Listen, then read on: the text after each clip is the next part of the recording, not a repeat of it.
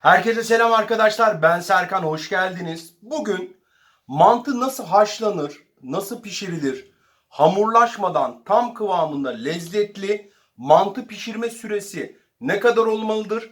Dakikasına kadar tüm püf noktaları ve aşamalarıyla size anlatacağım. Haşladığımda gördüğünüz gibi şu an çok sıcak. Şöyle bir de finalde de arkadaşlar mantı sosumu ekleyeceğim. Biliyorsunuz benim mantı sosum meşhur. 580 bin kişi izledi mantı sosu tarifimi. YouTube'a yazdığınız zaman mantı sosu diye zaten en üstte ben yer alıyorum. Ve binlerce de güzel yorum aldım. Görüyor musunuz sosu arkadaşlar? Bismillahirrahmanirrahim.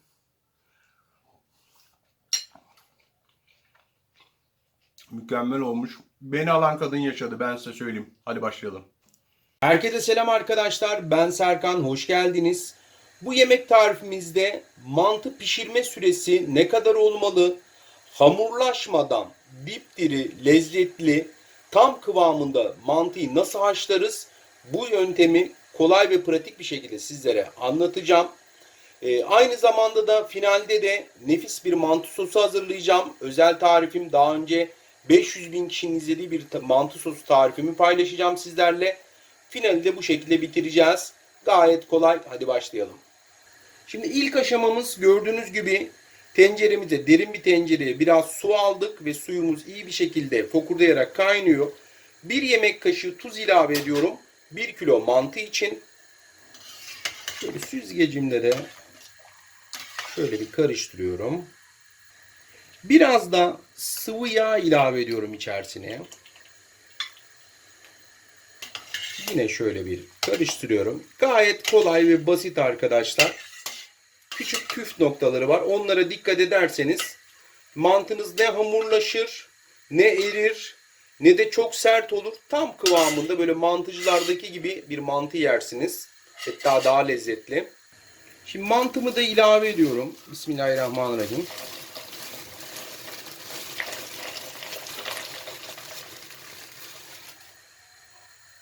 Şimdi mantımı koyduktan sonra süzgecimle şöyle bir karıştırıyorum arkadaşlar. Sadece bu aşamada şöyle karıştırıyorum.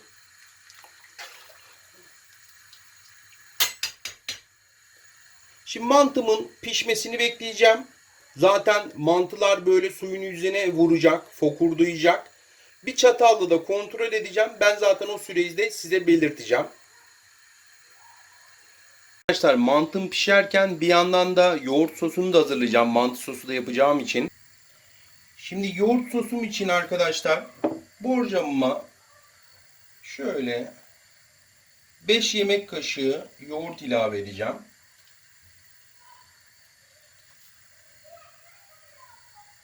Bu şekilde.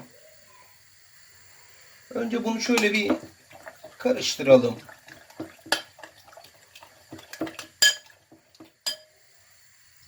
Şimdi 4 dişte, eğer sarımsak seviyorsanız 4 dişte sarımsağı ben blenderdan, rondodan geçirdim.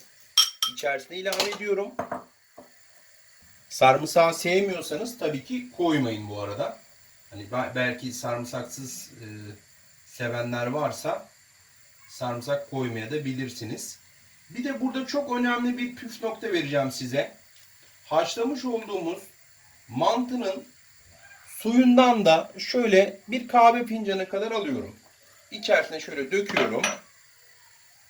Şimdi bunu güzelce karıştıracağım. Yani kahve fincanını tam dökmenize, yani full olmasına da gerek yok. Yarıdan biraz fazla olsun yeter. Amacım akışkan bir sos elde etmek çünkü burada.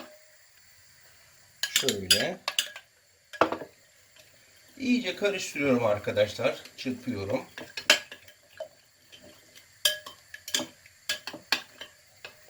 Şöyle kamera arasında bozmayayım. Yani yoğurdu döktüğünüz zaman böyle sırf mantı dükkanları olur ya. Mantıcılardaki gibi böyle yoğurt sosu mantınızın üzerinde süzülsün. Şöyle bakın. Görüyor musunuz arkadaşlar? Şu şekilde. Diyelim ki çok akışkan geldi size. Biraz koyu, yani biraz daha yoğurt ilave edersiniz içerisine. Daha da bunu koyultabilirsiniz. Size kalmış. Benim için bu ideal. Çünkü akışkan istiyorum yoğurdun. Böyle mantının üzerine döktüğüm zaman süzülmesini bekliyorum. Yoğurt sosum hazır arkadaşlar. Bakın.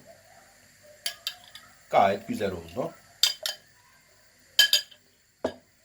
Şimdi arkadaşlar salçalı sosunu da yapacağım şimdi.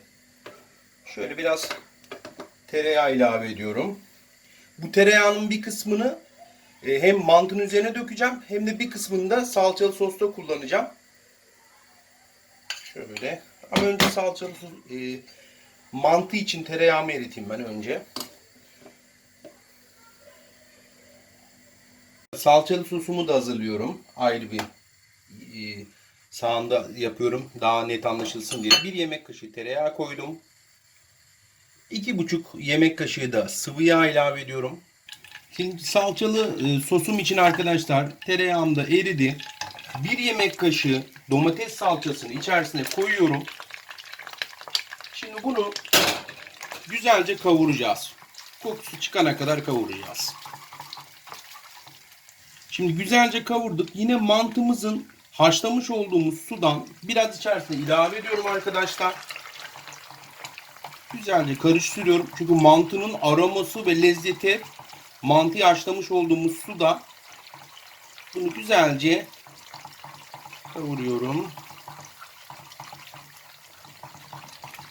Yoğurt sosuna biraz tuz da attım arkadaşlar. Bu arada 1 çay kaşığı kadar da tuz ilave ettim yoğurt sosuna. Karıştırdım, bilginiz olsun. Tuz miktarını, yani tadına bakıp siz de ekleyebilirsiniz yani. Şimdi tereyağımı tekrardan ocağıma aldım. İyice eridikten sonra mantımı artık çekeceğim. Arkadaşlar mantım da gördüğünüz gibi fokurdadı. Şöyle tenceremin yüzüne vurdum. Bir çatal yardımıyla tadına bakacağım. Şimdi süresini de size söyleyeceğim. Bismillahirrahmanirrahim. Şöyle alıyorum.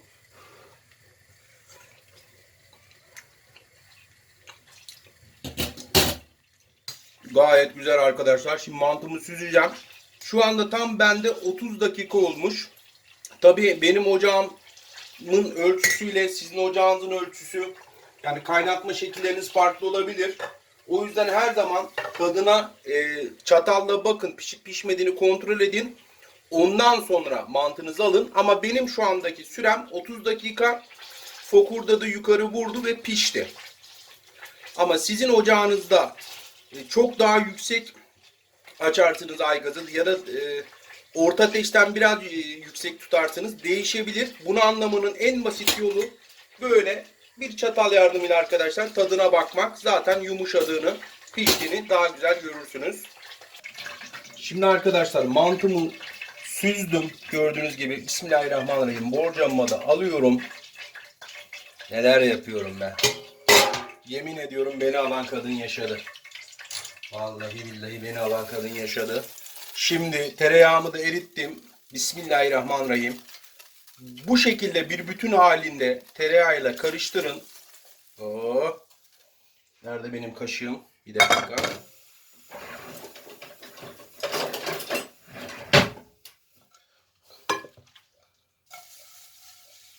Şöyle. Diyeceksiniz bu adam ne yapıyor da. Tereyağı müthiş çünkü yakışıyor. Tavadakini de almış olduk. Şimdi arkadaşlar bunu güzelce karıştırıyoruz. Ne oldu? Şu an ne yaptık? Bütün tereyağının mantıya nüfuz etmesini sağladık. Bakın. Elim yanıyor ama bakın sizler için neler yapıyorum. Artık bir takibi çok görmezsiniz. Serkan şefinize. Yukarıdan bu videoyu izleyen herkes birçok görmez. Ya mantı sosu yaptım arkadaşlar. 580 bin kişi izledi. 580 bin kişiden abone olan sayısı 4000. Yani 100 bin abone olsam ben bugün 100 bindim. 25 bin kişilik bir aileyiz. Biz bize tabii yeteriz diyoruz ama hayalimiz bir 100 bin. Beni sevenler, emeğe saygı duyanlar şu aşamaya kadar geldiyse lütfen beni takip edin. Bir saniyenizi ayırın. Hatta evdeki tüm aile bireylerinizi de ikna edin. Onlar da Onların hesaplarıyla da kanalıma bekliyorum. Ailemize katılın. Şimdi tereyağı da karıştırdım. Şimdi bir de bir mantı tabağı hazırlayacağım size. Şimdi tabağımı aldım. Bismillahirrahmanirrahim. Şöyle bir tabak yapalım. Oh, neler yapıyoruz ya. Bir de yoğurttan da koyayım. Bakın diyordum ya, yoğurt şöyle akışkan olsun diye. Arkadaşlar görüyor musun? Yoğurdum da hazır. Bir de salçalı sostan da ilave edeceğim.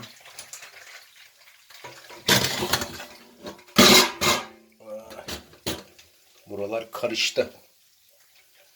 Bak karıştı. Şimdi arkadaşlar salçalı sosunu, tabi biberli sos da yapabilirsiniz. Hani size kalmış. Oh. Allah. Biz neler yaptık bugün, neler.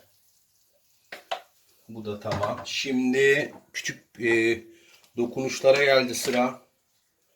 Biraz nane atalım mı? Siz ne önerirsiniz? Mesela ne atmamı isterdiniz? Mesela mantı önünüzde arkadaşlar. İçerisine ne atmak isterdiniz? Bakın ben biraz nane attım. Biraz da şöyle pul biber atıyorum. Allah. Vallahi neler yaptık, neler başardık bugün. Hepinize afiyet olsun. Sizleri seviyorum. İzlediğiniz için süpersiniz. Müthiş oldu ya. Hepinize afiyet olsun arkadaşlar. Beğenmeyi, yorum yazmayı, emeğe saygı olarak bir saniyenizi ayırıp takip etmeyi lütfen unutmayın. Bakalım bu videoyu izleyen kaç kişi emeğe saygılı olacak, göreceğiz. Görüşmek üzere.